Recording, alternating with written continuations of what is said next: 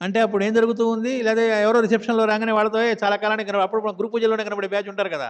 అట్లాంటి వాళ్ళు ఎవరో రాగానే వాళ్ళతో మనం హుషారుగా ఏదో పెద్దగా అక్కడ మాట్లాడుతూ ఏదో ఓ పక్కన ప్రసంగం వినపడుతూ ఉంటుంది. దాన్ని మనం వినము. మనం వినకపోగా వినే వాళ్ళకి కూడా డిస్టర్బెన్స్ క్రియేట్ చేస్తూ అంటే ఇవన్నీ చిన్న చిన్న విషయాల్లాగా ఉంటాయి. మాస్టర్ గారే చెప్పారు.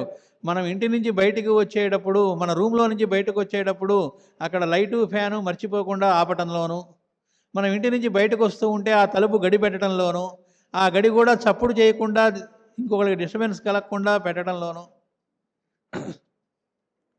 అలాగే మనం ఒక ఊరికి వెళుతూ ఉంటే మన వస్తువుల్ని మర్చిపోకుండా తీసుకెళ్ళటంలోను, లేకపోతే ఇంట్లో వాళ్ళకి చెప్పవలసిన విషయాలు మర్చిపోకుండా అన్నీ చెప్పి రాగలగటం. ఇలా చిన్న చిన్న పనులనుకునే ఇవన్నీ ఎవరైతే కరెక్ట్‌గా సహజంగా చేయగలుగుతారో వాళ్ళే పెద్ద పెద్ద పనులు కూడా చేయగలుగుతారు అన్నారు. చిన్న చిన్న పనులే చేయనివాడు పెద్ద పెద్ద పనులు ఎక్కడ చేస్తాడు? అందువల్ల ముందు అసలు మనలో ఇవే సర్దుబాటు కానప్పుడు, మనం ఎదురు చూస్తూ ఉన్నటువంటి మహాత్ముడు మన ఊరికి వచ్చి చెబుతూ ఉన్నప్పుడు దాన్ని వింటున్నటువంటి వాళ్ళకి మన వల్ల డిస్టర్బెన్స్ క్రియేట్ అవుతుందనేటువంటి స్పృహ కూడా మనకు కలగనప్పుడు, లేకపోతే మనం విందామనేటువంటి బుద్ధి మనకు సద్బుద్ధి కలగనప్పుడు, మేము వాలంటీర్‌గా ఉన్నాం, సర్వీస్‌లో ఉన్నాం అంటే సర్వీస్‌లో ఉండొచ్చు.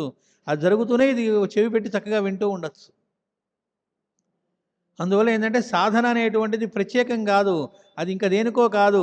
ఈ అనుభూతి అందరిలో ఉన్నది వాడే అనేటువంటి అనుభూతి అందరికీ ఇబ్బంది కలగకుండా అందరూ ఆనందంగా మెలిగేటట్లుగా ఉండడానికి కావాల్సిన దానికి ఏదైతే ఉందో దానిలో భాగమే తప్ప ఏదీ వేరు కాదు. మన నిత్యకృత్యాల్లో